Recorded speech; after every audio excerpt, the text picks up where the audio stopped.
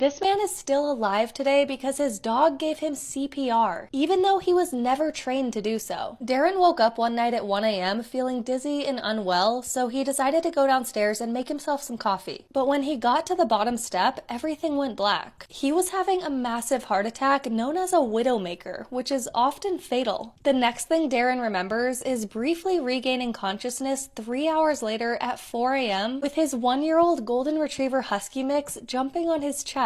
When Darren woke up in that moment, Bear sprinted upstairs and started howling and jumping on Darren's wife Janice. Janice quickly realized that her husband wasn't in bed, followed Bear downstairs to find Darren on the ground, and quickly called paramedics. Darren was transported to the hospital where he underwent triple bypass surgery, saving his life. His chest was covered with paw print marks, and doctors said that without chest compressions to keep his blood flowing, Darren may not have made it more than 10 minutes after his collapse. That means that Bear's jumping is likely what kept Darren alive, and Bear kept it up for the entire 3 hours before Darren regained consciousness. When Darren returned home, he said that Bear jumped into his arms and he just broke down crying, hugging his dog, who has now earned the nickname Hero Puppy. A miniature schnauzer walked 20 blocks on her own to find her owner in a hospital where she was recovering from surgery. Nancy was about 2 weeks into her hospital stay due to complications from a recent procedure. Her husband Dale was back home with their 2 dogs, Sissy and Barney. One night, he let them out back like he normally did, but only Barney came back to the door. Dale immediately went into panic mode, launching into a 4-hour search for Sissy. Meanwhile, about 20 blocks away, Sissy was strolling through the automatic doors at the hospital where Nancy was staying. She made it all the way there on her own, never having been to the hospital before. Surveillance footage from the hospital shows Sissy wandering around looking for Nancy, but she was having a bit of trouble finding the right elevator. Soon, a security guard noticed the little dog, checked her collar, and called Dale, and their daughter started making their way to the hospital. And when she got there, Nancy's daughter brought Sissy up to her for a visit. Nancy said that the nurse joked with her, asking, "Did you sneak your dog in here?" And Nancy said, "No, she snuck herself in here." And in the end, Sissy went back home safe and sound.